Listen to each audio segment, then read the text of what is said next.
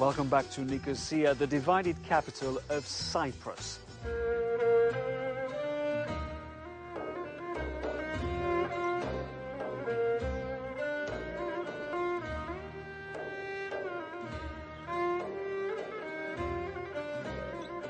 Well, for more on the story, I will meet Antigoni Papa-Papadopoulou. She's a member of the European Parliament from the Socialists and Democrats. Antigoni, very nice meeting you. Nice meeting you too. This is a very symbolic place. We are now standing in the so-called buffer zone, the green line that divides the island in two. The Greek part is behind me, the Turkish part is behind you. Yes, behind me is the Litra Palace Hotel, which was very famous before 1974. Unfortunately, for the last years, it has been used by the United Nations because it was located in this strategic part of the old town of Nicosia and in the buffer zone. And you see the United Nations soldiers. Those trucks patrolling all day. Yes. I feel very emotional to be standing here because until 2004, this was a no man's land.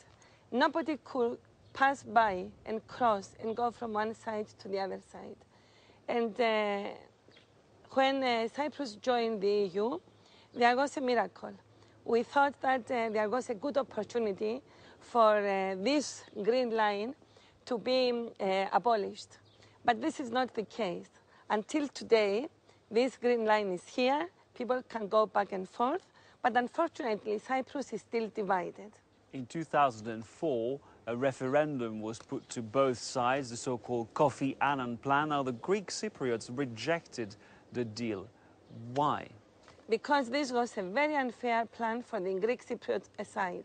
Personally, I am a refugee, and I look forward for the day that a solution will be found for the Cyprus issue so that the island will be reunited. What we have been striving for all these 40 years is for a just, viable solution which will be long-lasting, a solution which will be based on the international law, the acquis communautaire, and it will really restore the violated human rights of the Greek Cypriots and also the Turkish Cypriots. And unfortunately, the Kofi Annan plan did not take this into consideration. And this is why the Greek Cypriots rejected it by a majority of 76%, whereas Turkish Cypriots accepted it because it was very much in favor of what they were expecting out of a solution. You told me earlier that your family was forced to flee the town of Morphou in 1974. Have you ever gone all the way to the end of the street and crossed into the Turkish part? No, I haven't crossed. And like me, a lot of thousands of Greek Cypriot refugees have not crossed because I am a European citizen.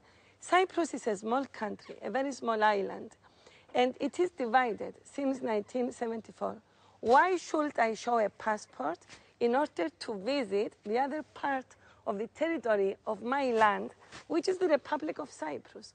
And this illegal state is not recognized by anybody, only by Turkey. In the first part of the program, we saw how Greek and Turkish Cypriot leaders are trying to get a deal, a peace settlement. Are you optimistic?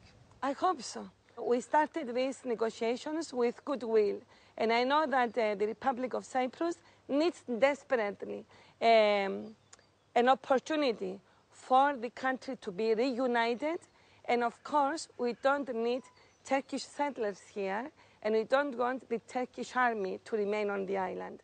So I am optimistic because now in our area, in our exclusive economic zone, we have found natural gas, and Turkey is very much interested to share this natural gas. So this may be a good catalyst, and maybe it will be a strong incentive for Turkey because we know that Turkey and Mr. Erdogan and his government are looking forward how to play a more important strategic role as far as energy is concerned.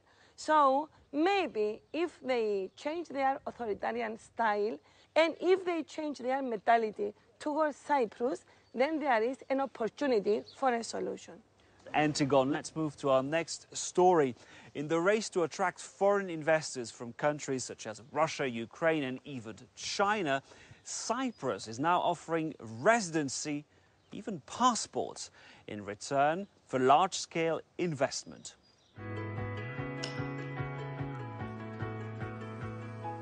Every day, just imagine waking up to such a view, waking up to the clean air of Cyprus, waking up to the sunshine. Not an advertising clip, but Anastasia's well-honed sales pitch. The Russians in charge of promoting luxury homes complete with a private swimming pool and golf course. The price tag, a cool 1.1 million euros. The customers, mainly Russian and Chinese investors.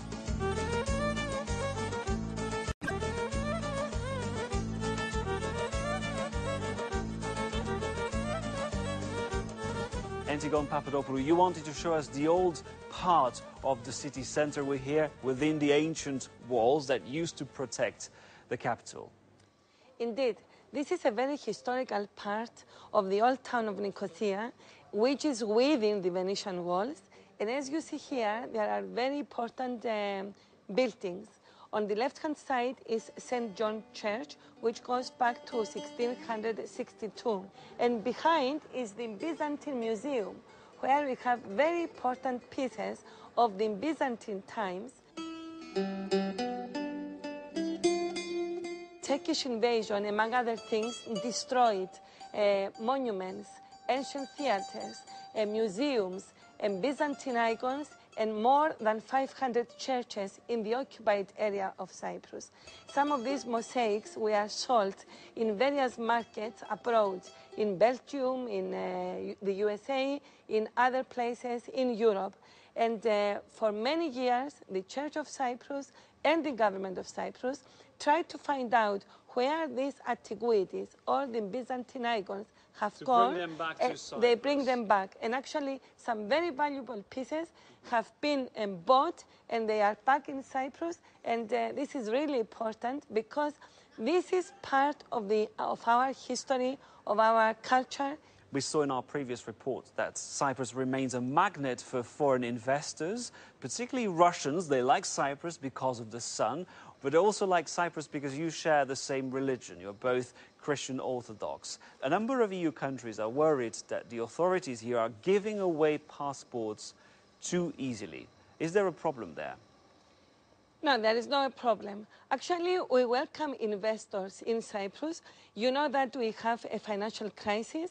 You know that the Eurogroup was very unfair because they have imposed on Cyprus for the first time a bail-in, which meant that we had a haircut of the deposits of the ordinary people. At the end of the day, Europe did not show any solidarity to Cyprus. So you're telling us that attracting foreign investors is absolutely vital. It's a must. We have long-standing relationships with Russians because they appreciate the geostrategic location. They appreciate the fact that we have people who do business in Cyprus. So if Russians appreciate that, this is the time for Europe to get the challenge and really come here and do business and invest in Cyprus. Antigoni Papadopoulou, thank you very much for sharing your passion for your native Cyprus in these difficult, challenging times. Ευχαριστώ πολύ. Ευχαριστώ πολύ. Thank you for watching this edition of Europe Now. We'll return next month as I continue my journey across the European Union.